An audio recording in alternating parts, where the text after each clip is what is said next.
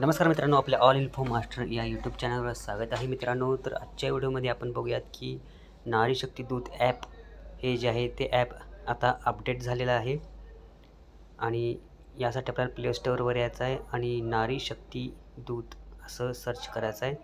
Search केल्यानंतर तुम्ही बघू शकता इथे एक अपडेट आलेलं आहे आणि ते अपडेट काय आलेलं आहे ते आपण बघण्यासाठी इथं जे आहे ते क्लिक करायचं आहे.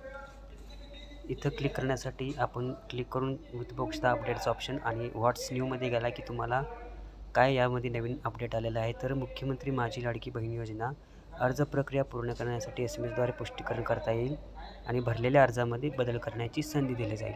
अशा प्रकारचं अपडेट या इथं जे आहे ते ॲप्लिकेशनमध्ये आलेलं आहे. तर फटाफट आपण हे ॲप्लिकेशन अपडेट करून घेऊयात. यासाठी आपल्याला अपडेट या बटनावर क्लिक करायचं आहे. अपडेट या बटनावर क्लिक केल्यानंतर आपलं ॲप जे आहे ते अपडेट होईल. तर आपल्या ॲप्लिकेशन अपडेट झालेलं आहे. आता हे ॲप्लिकेशन आपण इन्स्टॉल केल्यानंतर जे आहे ते ओपन करून घ्यायचं आहे. या इथं ॲप्लिकेशन आपण जे आहे ते ओपन करून घ्यायचं आहे. ओपन केल्यानंतर अशा प्रकारचा इंटरफेस दिसेल, जो नवीन इंटरफेस मिळालेला आहे. हे ॲप्लिकेशन ओपन केल्यानंतर आपण या इथं आपण केलेले अर्ज या इथं क्लिक करायचं आहे. या इथे क्लिक केल्यानंतर आपण भरलेला जो अर्ज आहे यापूर्वीचा तो अर्ज दिसेल. यासाठी आपल्याला रजिस्टर मोबाईल नंबरवरून लॉग इन करावं लागेल.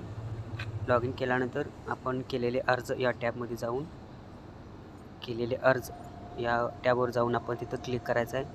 तिथे क्लिक केल्यानंतर आपला फॉर्म जो आहे तो भरलेला ओपन होईल आणि त्यामध्ये आपल्याला जे आहे ते अपडेट आलेलं दिसेल. तर या प्रकारे अपडेट आलेला आहे. एक एडिटचा ऑप्शन जो आहे तो ॲड झालेला आहे आणि SMS व्हेरिफिकेशन डन अशा प्रकारचं 2 ऑप्शन ॲड झालेले आहेत.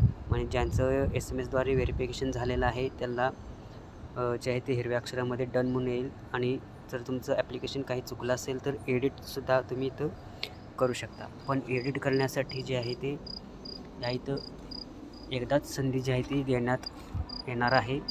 त्यामुळे विचार करून काळजीपूर्वक आपलं ॲप्लिकेशन जे आहे ते या ठिकाणी एडिट करायचं आहे.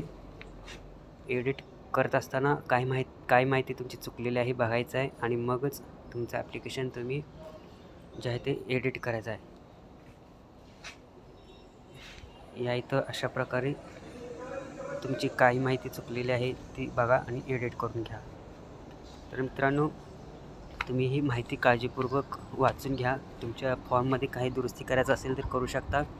पण एक गोष्ट लक्षात ठेवा, या इथं तुम्हाला हा फॉर्म जो आहे तो एकदाच एडिट करण्याचा ऑप्शन दिला गेलेला आहे. परत तुम्ही हा फॉर्म एडिट करू शकणार नाही. तर माहिती चांगली वाटली असेल तर चॅनलला सबस्क्राईब करा आणि तुमच्या काही प्रतिक्रिया असतील तर कमेंट बॉक्समध्ये नक्की सांगा. तर पुन्हा भेटू अशाच माहितीचं पुढच्या व्हिडिओमध्ये. तोपर्यंत नमस्कार.